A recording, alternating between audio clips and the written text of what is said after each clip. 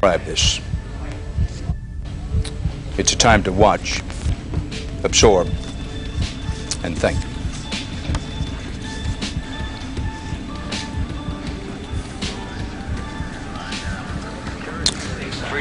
As we re-rack that videotape to show you the scene again and give you the I want to reassure the American people. tip of Manhattan.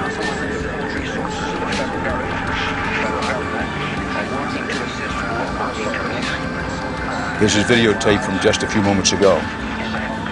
And what we had hoped and prayed would not happen, could not happen, has happened. New York's World Trade Center, in effect, has been destroyed. The loss of life will be high. You can't do it! Major cities and small cities around the country are probably being evacuated as well. There's an unconfirmed report of buildings, 110 stories, 50,000 people working there. We don't know how many people were inside, but or exactly what happened that caused that second tower to collapse, we cannot tell you. CNN's Kelly Wallace is on the phone with us. Kelly, where are you? What can you tell us? Aaron, I'm just about 4 blocks north of the location of where the World Trade Center was standing. I was actually en route to the command center, people really staring in disbelief. And then as you saw, of course, the pictures watching that tower down, people just couldn't believe their eyes. Policemen pushing people immediately, people turning around and starting running, waves blocks. Good Lord, it just...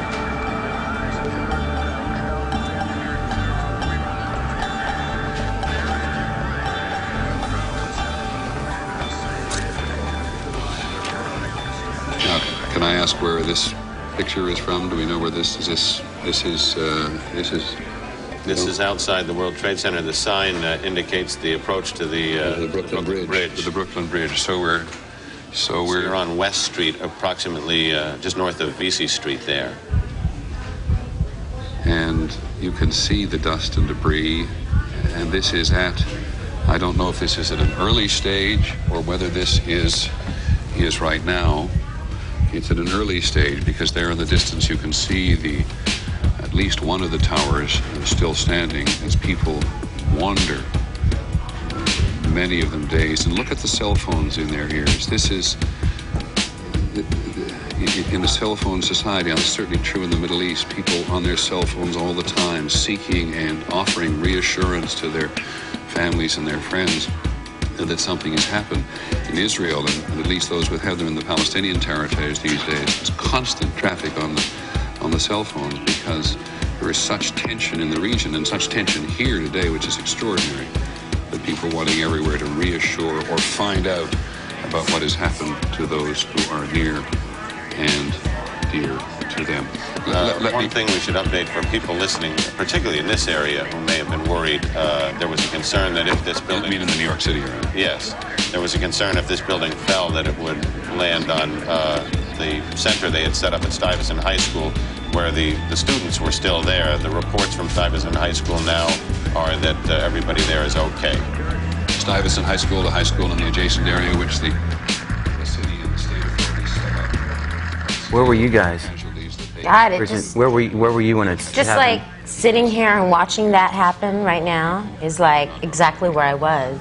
You know, I was like at home, just turning on the TV, like I do, watching Lucy every day at 9 o'clock, and all of a sudden, you know, like it just happened that the plane went into the building, and I was like, no way. I could not think it was real. I thought it was like a Hollywood special effect, and it was so unreal until it took me about 5 minutes to hit me that this is like really happening.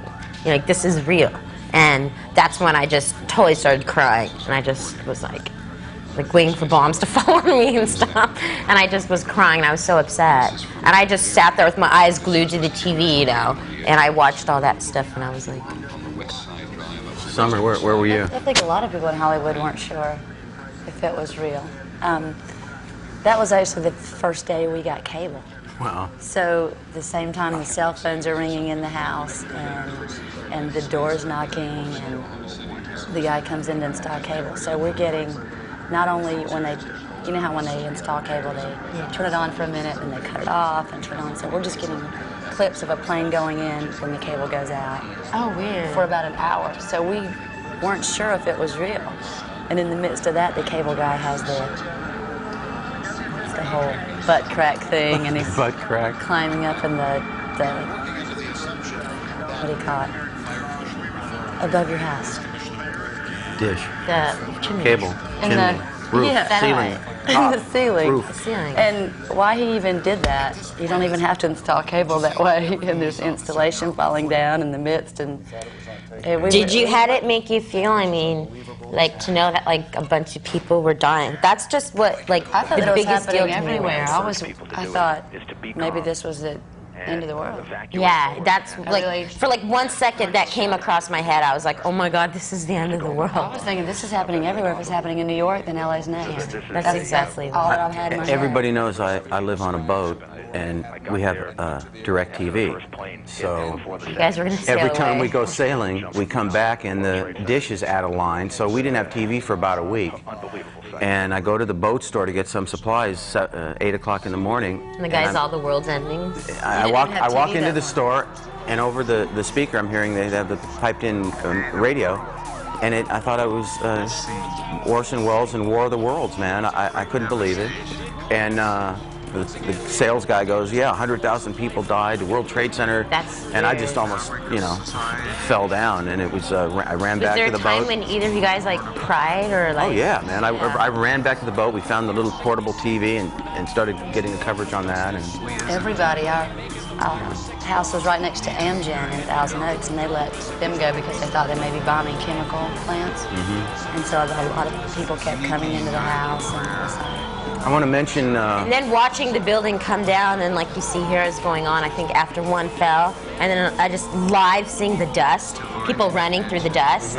Like I saw that live, as people running through the dust, and I was just like, oh my God, people were like running for their lives. I want to mention that the video that you're watching was put together by Brian Hanish, our cameraman, and in the background you're going to be hearing some music, and we have a special guest today, Jessie Cooper, who was so motivated and disturbed by the 9/11 attacks that he composed a CD, and that's what you're going to be hearing in the background. Let's go full screen. Bring up the music a little bit, and when we come back, we'll talk to Jessie about his CD based on 9/11. What we can imagine at this time. So sad. So we need to love one another more now. I'm sure it made like so many people think differently about like each other, brought people closer together.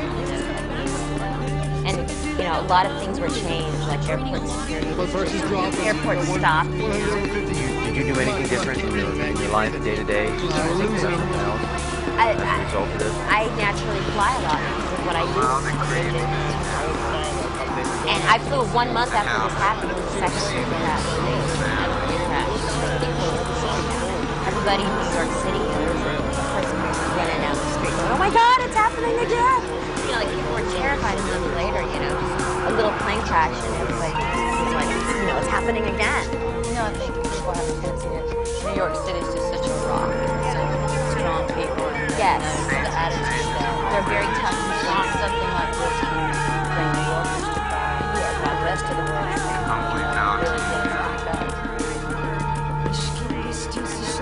Like it shows like how we like live together as like society. I mean, I think the world is together, not just the US. I mean, there are other parts of the world that live together. This could bring about this. What I am just like blown away by it. To grow and unite as Start jumping out. One moment they're thinking about how many sugars to put in their coffee, and the next decision they make is, should I jump out of a 100-story building? Yeah. And I think when you're faced with that, I mean, you got to be it's demonstrating a tremendous amount of courage to say, I'm going to leave the condition that I'm in and jump out of the building. Yeah. I mean, what can bring a person to that decision? Exactly. I mean, mean, I think I would have just stood there. Basically, I would have just stood there. I wouldn't have jumped. You're basically put with a decision in front of you, you know, split-second decision. You know, I'm going to die. You know, how do I want to die? Do I want to die, you know, flying through the air, you know, or, you know, getting crushed? You know, basically that's kind of what it came to. I want to see a little bit of this. Go full screen and bring up the music a little and the audio and the video. And it was weird because nobody survived. Except for like 2 people. What was the total? 2,800? Firemen. Some firemen and a lady survived. Both here in New York City and in Washington, D.C. at the Pentagon. And everybody died. We just got late word that State Department security officials are denying those reports of a car bomb at the State Like I said, the music that you're hearing C Street entrance, and also said there's no score sign. composed by Jessie Cooper and Michael Devine. Let's talk to Jessie Cooper. The building has been evacuated. Top officials are so believed to be in the operations center, however. Those are highly secured areas in terms of penetration physically and otherwise. I want to ask just a little bit, a couple questions.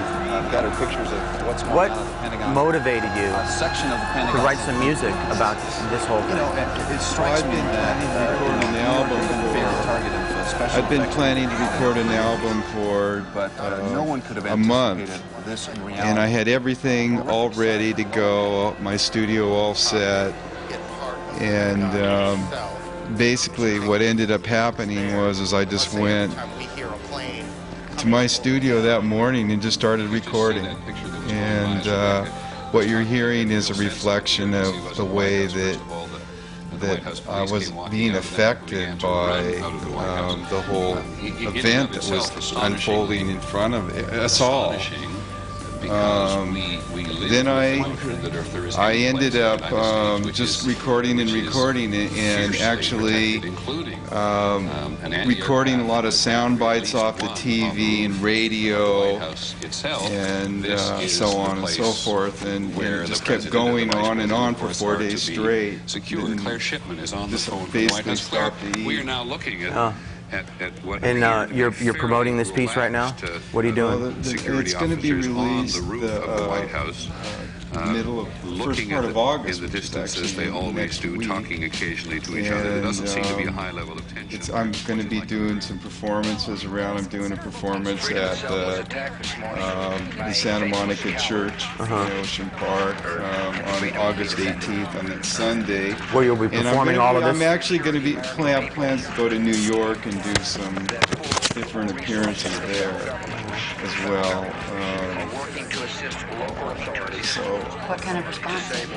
Well, no one's heard it yet. You guys are like the first ones to really hear it. You're Jessie Allen Cooper? Yes, that's me. Yes, I was reading your thing here, and you were going through the same thing like I was. Like, what I said, like, it happened to you too. Well, it wasn't... Like, someone called you and you were, like, in disbelief and stuff.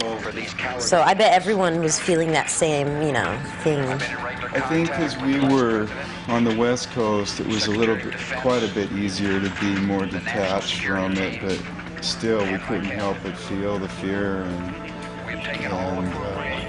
the possibilities that were there. Like, there was really actually a plane that was taxiing to take off at LAX that was stopped. And there was a bunch of guys, terrorists, fighting with the pilots, and they were, that was going to probably be heading for downtown. That never came really out on the news. I see here that it says it took you about 4 days. By the fourth day, you completed over 2 hours of this music. That's correct. Wow, so you were probably putting a lot of your emotion into it. For those 4 days, you felt a lot. It actually served as a way for me to kind of, heal myself. Yeah. And by the end of the third or fourth day, I was actually writing happy music. Yeah. So I kind of, I had really completed it by the end of the third day or so. And then I ended up having one of the guest stars come in on the fourth day, because I really wanted the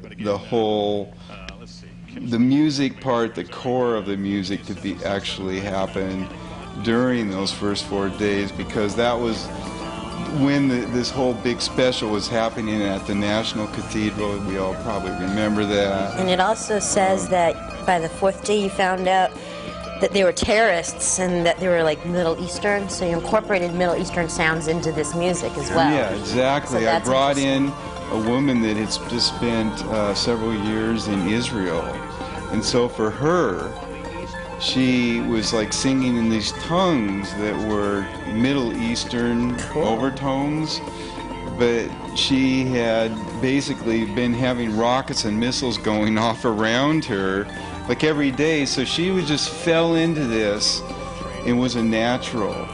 And it brought in other percussionists, and my friend Jamie Papish played percussion, and another guy from Syria came in. And I was when I was recording the actual tracks, I had a friend, an engineer, is Jewish, and this guy from Syria started kind of going into this whole deal, and it was like, so even within our group there was this whole real It seems like you put a lot adversity. of like real personal things into it, and like it's full of all kinds of stuff, you know, like, so it seems real personal. Let's hear a little bit. Go full screen and bring up the music a little bit, and let's check out Jessie's music. It's great. Can we hear a little bit of it in here, please?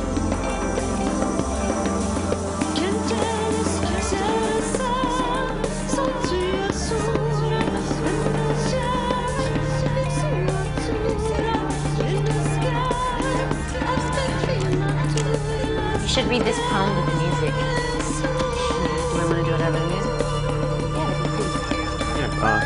Make sure Summer's got good audio. She's going to read a poem that's in the booklet in Jessie's CD.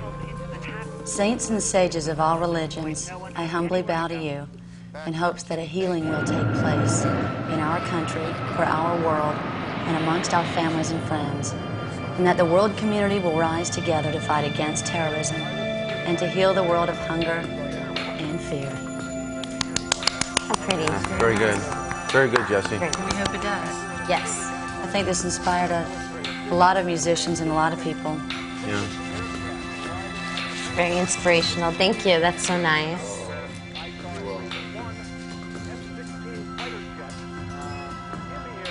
When after the trade centers went down, and then one after another, the Pentagon, and then the one in Pennsylvania, it was like, is it going to keep going? You know? Yeah, it That's seemed what it like really a felt. domino effect of like fear, you know. It's just like It's one of those, you are almost selfish in thinking, oh, LA is going to be next. And then your selflessness, oh my gosh, you know, how bad it was and how bad it is. And the buildings are still falling. And I was really... I think people were also looking at their own cities, and they're looking at their own buildings and actually putting value to what's around them more, you know. I think people appreciated more like those buildings that we see every day that we just don't really think about, but they are special to us, you know, those material objects. Eventually, the king of the jungle I think the good thing of it was it made people not be so selfish and come together and honor and work and hope. It brought about more. What's interesting about the video that Brian put together here is you can see that he's got a very short attention span, and he was watching the coverage, and then he turned onto the Animal Channel, and he's watching a lion mate. I'm a little disappointed on how the government kind of reacted to it, though. I think they could have done a little bit better in like Homeland Security. Like all of a sudden, I mean, you go to something LAX, it's not that secure. I don't want to say this if you guys see me in the airport, but I've snuck things, not weapons, but things, and they got these dogs that go around and are supposed to like sniff out these things. And, you know, because I haven't brought any weapons, you know, hopefully that's what they're sniffing for. But you know, pot, just a little bit of pot. You know, they're not catching it. They're not very secure. At one time, I remember You'll never get away with it again. This happened 1 month after this happened. I went and I had a bottle where you put whiskey into, what is it, a flask? And I had carried it was a beautiful silver flask, and I was carrying it over, and the Mexican lady was looking at it, she goes, oh, you cannot take this onto the plane, and she unscrews, she goes, and this guy comes over with like an M16 order, he's like, what's in there? And I'm like, and she's like, oh, it's perfume, and then the guy looks at me, she said, and the guy looks at me and goes, what's in there, ma'am, is that perfume? He goes, I'm like, No, it's not. It's tequila. He goes, dump it out. Now, I'm not going to lie to a guy with a gun, but still, So I'm dumping out my tequila, and they're so afraid of me bringing tequila or hairspray or a nail polish remover on, and there's people sneaking all kinds of stuff on those airplanes. So I don't think the government did a lot about security when it comes to it. I think it's all bull poo-poo. LAX, when like a bomb scare, it just everything stops and it's just not good. So. Well, I think it's hard to be in a position to make that decision. How much security, how much money are you going to put into that when, if you think about it, if we're so prepared in one area, they're going to hit another area. So they need to like redo the whole airline system. They just announced people who work there. Yesterday. I think everybody should just walk. Okay? Everybody just walk. The problem will be over. Anybody who works in an airport should be like a trained, like an army, like the army or you bring us up Navy so SEAls. we're not There should be like airport. Working at the airport should be like a good job. I think they're working more on that, but it's hard. It shouldn't be such an easy job to get. It should take a lot of skill, intelligence, like to become a police officer, or to be, Takes 2 years to get a job at the post office. Exactly. A job at the airport. Exactly, and you get a job at the airport like that. And yet the airport, we're flying. People. It should be a different. Well, I think it was a very nice reality check because big reality check because we have been going on planes and not even thinking about it, putting our lives in somebody's hands we never see. And no, that's a big reality check for a lot of people. So John, the homeless guys in our audience today, were you this is almost a year ago. Yeah. Were you homeless back then when it happened? What were you doing the day it happened? I don't know. I didn't have any TV or anything, so it's like I used to have my box used to be like up long ways, and I didn't even know anything happened until somebody like came by and knocked my box over, and it's like everybody. My whole life kind of got tipped sideways for a while, and it's like. I didn't, and do you have it's been ever since. Do you have a more optimistic attitude or a pessimistic attitude for your own future as a result of 911? No, I don't put my box up more like that anymore because I'm afraid somebody's going to come by and knock it over again. So I just kind of keep it laying low. Well, what I meant was, are you trying to become unhomeless, or are you content I to wish be? I could, yeah, but I'm trying. Do you have a disability? No. No, okay. You're just basically lazy. Okay. Kind of lazy procrastinator. All right. Let's go full screen and get Jessie's music going a little bit, and we'll give people the feel of the music with the video. He used to work for the .com. X.com. Let's hear some music. That's scary. Those guys are running for their lives. Oh yeah. At that moment, they think they're gonna die, and they're just like running for their lives. I was involved when I was a young kid in a plane crash, and it was pretty wild. I was about 4 years old, and my parents were going to a party in the apartment building next door to where we lived in North Hollywood. And they went down there. They left my brother and I. He was older, and they left us upstairs sleeping. And they got down. They knocked on the door of the party. And my father realized he forgot his cigars, so they walked back upstairs to our apartment.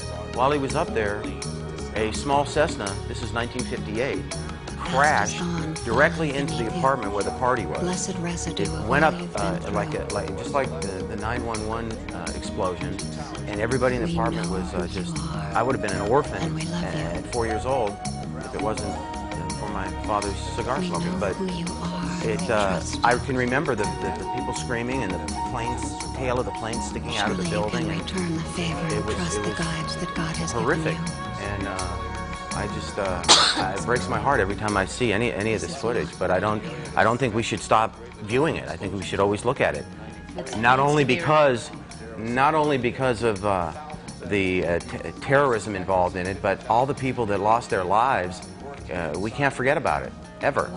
We should keep this. They should show this in schools to teach the people, the children growing up about peace, that this should never happen again. I'm sure this is the worst thing that any of us have ever seen in our lifetime, and it may top the list forever. So. Yes, but this will never happen again. Wow. That guy was crazy. Let's go full screen. Take us out of it for a minute, and I want to see some of this. To save this cable guy that installed our cable that day was his very first day on the job. So when the cable went on in your house, this is what you saw. The cable came on for 3 seconds. We see a plane crash at the World Trade Center. It goes out. It comes back on. Wow, that's crazy. You know, we see the news guy. They were still in disbelief, not even knowing what to report. Should they release this information or not? Remember 4th of July? When those, so you think there was like a bomb scare or there was like a plane crash as well in a park? Yeah. When that happened, everybody right away thought, oh my God, we're getting attacked again. You know, and you know, that had nothing to do with that. But now anytime a little thing like that happens, people just start panicking. I drove into my office the day after this happened, and there's a Hispanic parking lot attendant, and there was a fire in a building down the street. Nothing major, just some smoke. The firemen went, and I pull up into the parking lot, and the parking lot attendant goes, "The Taliban, the Taliban." Everything that's going wrong is the Taliban. You know, you run a red light, you get in an accident. The Taliban, the Taliban. You know, one thing I think we do need to discuss real quick is what happened. That people became actually a little bit racist after this. Oh yeah. When they saw people with who wore those things on their heads, and, you know, calling them, you know, bad names and stuff. It didn't do much to me as a person. You know, I didn't get any more racist than another, but they got more racist towards me. I noticed that because I look at everyone and I smile. Yes, if I looked at them a certain way, they would get defensive towards me. You know, that would offend me. And they'd be like, you know, what are you looking at? You know, and I'd be like, oh my God, I didn't do anything. You know, I was just smiling. You know, I look at everybody. Yeah. But you know, it didn't make me anymore. Yeah, me either. But I think it's the same. They're more defensive. And I think it's nice that you put some of the Middle Eastern effects in your music too. Yeah, very interesting, Jessie. So I must say Middle Eastern women are some of the most beautiful women. If anybody is interested after the show in Jessie's music, you can call us on our phone number, email us, and we'll get you in touch with Jessie. The CD is really great. Here's the cover. Very good cover. It's love it. Zoom in on this, Brian. Love it. Come on, come in real quick. Let's get Jessie's album in there. And those were chilling accounts that we And look at right now. great music. The tips of New York. Even if you're not playing it behind this horrific footage, it's still nice music. So if you're interested, give us a call. Thanks for being with us today. Thanks, everybody. And go full screen and let's see some more of the news footage from September 11th.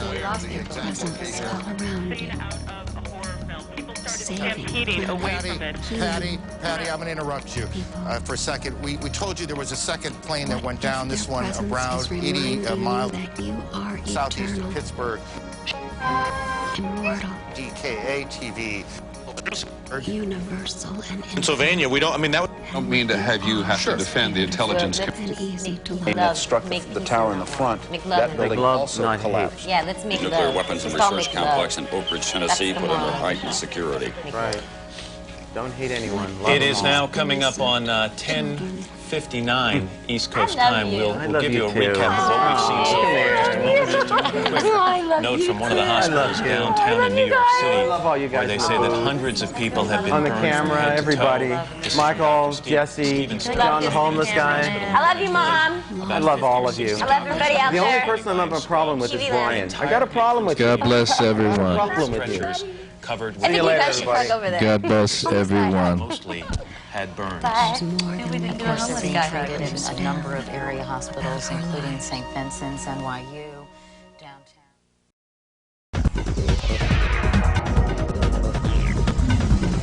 Upside down.